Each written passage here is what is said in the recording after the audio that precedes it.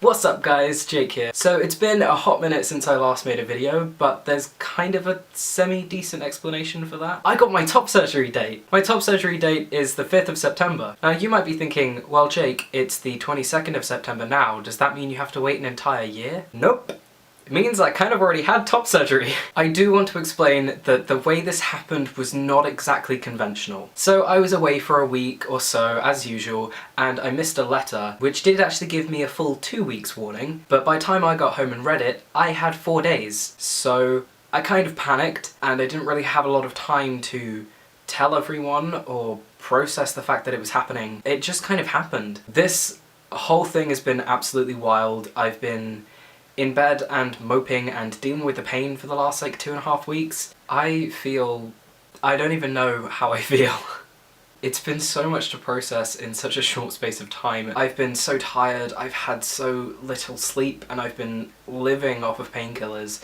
So I don't even think I've really processed it yet. Now I know you're probably all screaming for me to take my shirt off right now, which I will do. But I do actually have a really weird clip that I recorded the night before I was going into surgery, and a few clips of me when I woke up from surgery, so enjoy those. So, I'm going in for surgery tomorrow. It's really hard to put any of my thoughts or any of my feelings into words right now. And I feel like I never really see people vlog this part of the process in, like, what, less than 12 hours? I'll either be going into surgery or know when I'm going into surgery, so I don't really know what to do. I don't really know how to feel. I'm ridiculously excited. I keep thinking of new little things that I'm excited about, like wearing vests or waking up and not having to put a shirt on. I'm nervous because surgery, like people are going to be cutting open my body and going to be like bleeding all over the place. I'm scared of going under anaesthetic. Weirdly, it's making me feel young. It's making me feel like I'm a child. Like I'm completely unable to look after myself or do things by myself, and that's very scary for someone who's struggled to be independent. I feel like going into the hospital, I should be like holding my mum's hand or something. My mum she's not that kind of mum, really. But it feels like that should be how it works. Like I feel like I'm 15 years old and going into A&E because I kind of sprained my elbow playing basketball or high five or whatever it was. I don't feel like this is something I've done all by myself. Like I did the whole gender clinic, GP, medication, consultation, everything, all of this by myself. This is like my adult path. I've chosen to do this, and that's scary. Like this is a permanent thing I'm doing to my body, and it's not like getting a tattoo, and I have complete control over it, so that's terrifying. I guess I will see you on the other side, see myself on the other side. When I record you. Yeah, when you record me waking up. Let's just hope my nipples survive. It's flat. This one's not so flat. I got no titties. Just gonna piss myself. How you feeling? I feel like I need to pee. And I want a double cheeseburger with pickles. Would it make you feel better if I told you that I've had a double cheeseburger? No. You're so pretty though. Hi.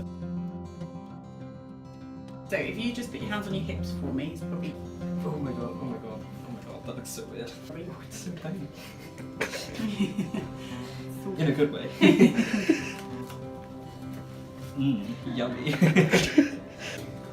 Y'all ready for this? Get your nips out. Get your nips out. So I do still have some dressings on my nips. They still tender. So this is it. This is my chest. Here it is. It's kind of hairy. It's kind of gross because I haven't properly taken a shower in 2 weeks. I promise there are nips under there. They're looking a bit gammy, but they're under there. They're alive. Surgery has been incredible and kind of painful, but I do actually have a couple of funny stories from when I got it done. So I was most terrified about going under anaesthetic for some reasons that I won't go into because it would probably give other people the same fear that I had. But I remember going under. I remember them putting the mask over my face and saying, okay, we're injecting it now. And when they did, I burst into fits of hysterical laughter. I just remember like almost crying with laughter. It was so funny. And I must have just dropped off laughing, but it's weird that I remember that exact second that I dropped off. And then I woke up about 3.5 to 4 hours later in the recovery room, where I was obviously very out of it, but I do remember looking down at my chest, which was covered in bandages, and I had like this huge bandage over one side because one drain had been a bit leaky. And I don't know, I looked down and I burst into tears, and I was just there like cradling my face, and I think somebody came over and gave me a tissue, and I was just like sobbing into this tissue. Then they wheeled me up into a shared room, which was an experience, and a very lovely nurse gave me a lot of morphine, and I had a lot of Lucozade to drink, and then I threw up a lot. I swear down, I do not remember in my life ever projectile vomiting in the way that I vomited. It was like 2 of these horrible paper bowls worth, and it was just bright orange because I'd had Lucozade, and it was like all over my nightgown, all over my bed socks, all over my sheets. So there's just like me with drains in my side and bandages all over my chest, like having to hobble out of bed and just stand there while somebody else takes care of me. I'm really happy that I finally get to share this with you guys. I didn't really want to tell everyone straight away because it felt like, because I had so little warning about it, I kind of just wanted to push through and do it as much by myself as I could. I told my close friends, and they all sent me really supportive messages, and my partner came along with me and looked after me the entire time. They were just a freaking superstar, dealing with me like breaking down crying every 5 minutes and being whiny and needing to be like fed water. But yeah, I hope you all have a fantastic week. I will be back making videos now as much as I can whilst I'm still recovering. But I've missed you and I love you. So there's that. Mwah. Bye.